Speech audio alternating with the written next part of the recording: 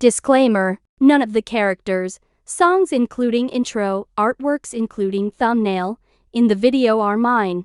This video is not an accurate portrayal of the characters. This is also not intended as a defamation of character either. Please note that what I write does not reflect my views and opinions. Just because I write it, does not necessarily mean I agree with it. This is all only for the purpose of entertainment. Warning: foul language, grammatical mistakes, typographical errors. On to the video. Suna is feeling nervous, scared, creeped out, unsettled. Atsumu has been glaring at him all day, and that would have been normal since Atsumu's easy to piss off and Suna has a PhD in pissing people off. The really unnerving part is how silent Atsumu is. He's not even openly glaring. He's more like staring at him, scrutinizing all his weaknesses, and nobody seems to notice. He wants to ignore it. He really does, but he can't. The hairs on the back of his neck has been up all day. They're not even on the same class and yet he still feels like he's being watched. And now that they're training, he knows exactly who was watching him. The only question is how and why. Everybody also noticed the goosebumps in his skin and asked him if he's cold. He's not. He still accepted Osamu's offered hoodie though because he's a simp. But even when he was sweating due to the heat, he still wouldn't stop shivering. That might be the problem. But how? Suna liking Osamu might be the only thing that justifies Atsumu's weird behavior. But how can that be? Suna only realized he liked Osamu last night when he woke up from a dream including his kitchen, an apron, chocolate syrup and Osamu. Also, he's been having chills since he woke up. It only got worse when he saw Atsumu, so he knew that Atsumu's the cause. Sure, he could confront him about it, but Suna will reluctantly reveal that he's scared. It's an Inarizaki High School fact that you do not mess with either twins. Many new people might not know it with how the two are always fighting, but they are terribly protective of each other. Atsumu more so than Osamu. It just wasn't obvious since Osamu's more vocal with those sort of things. Osamu gets mad easily if he hears someone badmouth Atsumu and will slap you with a few truths that will leave you mentally and emotionally attacked. Atsumu is easily irritated but not angered and will let Osamu deal with his problems first, then steps in when he snaps or when he knows Osamu can't handle it. He emotionally, mentally and physically abuses someone if they even put a shadow out of line regarding Osamu. Osamu also gets into physical blows with some people, but he's a bit hesitant with it.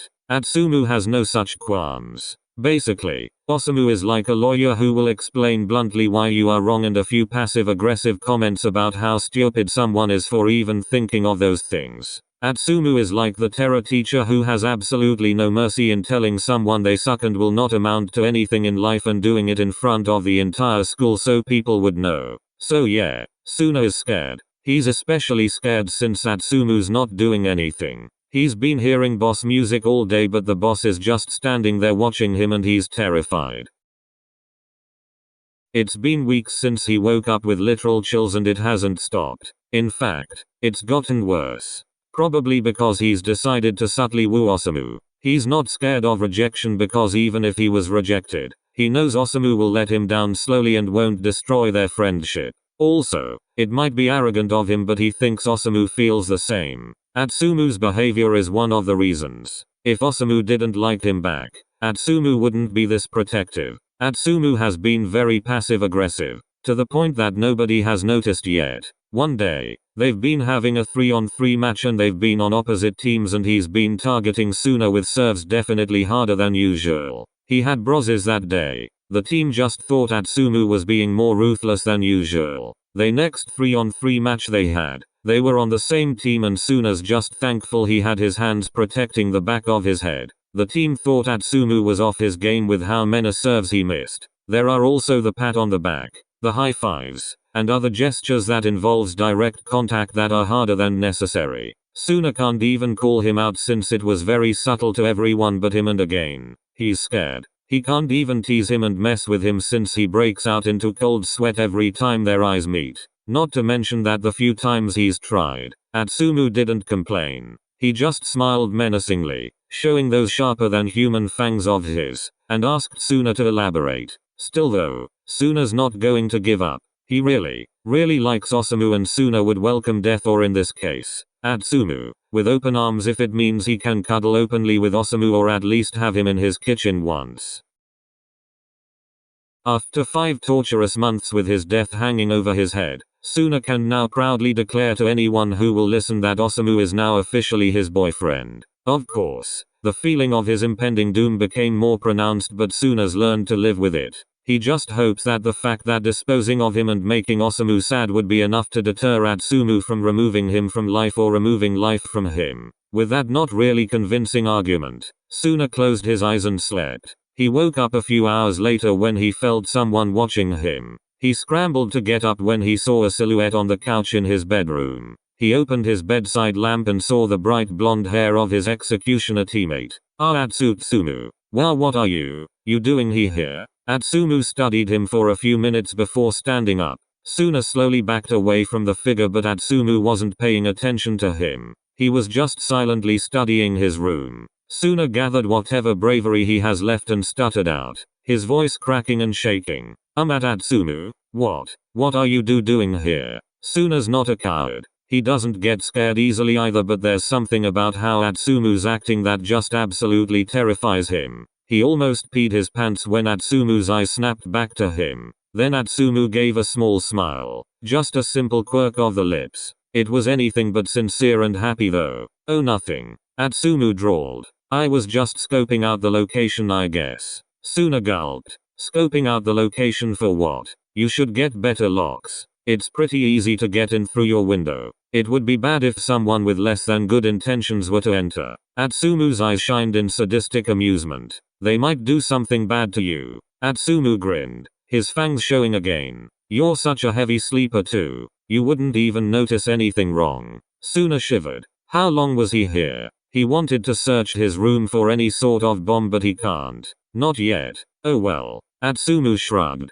I should get going. It's pretty late after all. You should go back to sleep, to Suna. Sorry for disturbing you. Suna shivered again at how Atsumu dragged out his name, mocking him. He also ignored the apology since it was obvious it wasn't sincere. Keep safe, Suna. I wouldn't want anything to happen to you. My baby brother would be broken-hearted, and we can't have that now, can we? Suna shook his head so fast he became dizzy. Good. I'm glad we're on the same page. Atsumu's smile widened to the point that his eyes squinted. Suna stiffened when Atsumu came closer and pat him on the shoulder before going to his window. Bye, Suna. Sleep well. Atsumu wiggled his fingers in a mocking goodbye, then jumped out the window. Suna sat there for a moment, his hands grasping his throat where Atsumu's hands briefly moved across it when he patted Suna. He then realized that his room is on the 2nd floor and that his house has no footholds anyone can climb on. How the fuck did he enter my room? He ran to his window and studied the ground, looking for any trace of Atsumu, but nothing.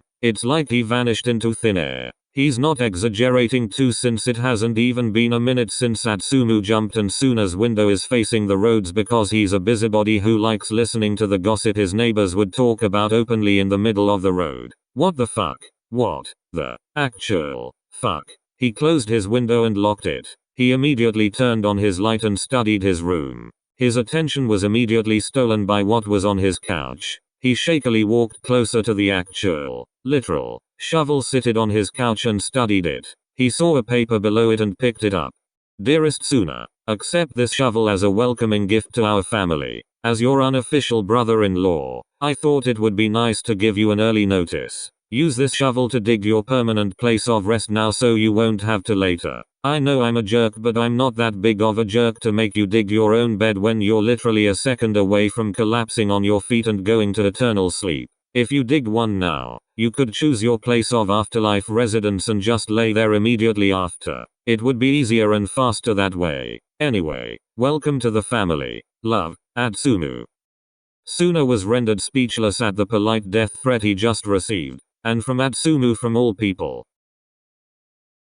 Atsumu entered the house only to be met with the sight of an unamused Osamu. Where have you been? Atsumu smiled nervously. For a walk. At 3 a.m.? What? It's peaceful outside. Atsumu, you're scared of ghosts and believe 3 a.m. to be the time when ghosts are out. Atsumu shivered and huddled closer to his brother. Samu, why'd you say that? You acknowledged their presence and now they will show up. Osamu rolled his eyes at his brother's antics. Where did you go? Honestly, I just went for a walk, I swear. Osamu just stared at Atsumu, done with his brother's shit. Atsumu stood there, sweating in nervousness at the silence. Okay, fine. I went to Suna's house. What? Atsumu, what did you do? Nothing. I swear. I just formally welcomed him to the family. Osamu squinted his eyes at his brother. Did you give him the shovel talk or the shovel talk? Atsumu sighed in defeat. It was stupid of him to think Osamu wouldn't find out. What's the difference? The shovel talk is you just warning Suna.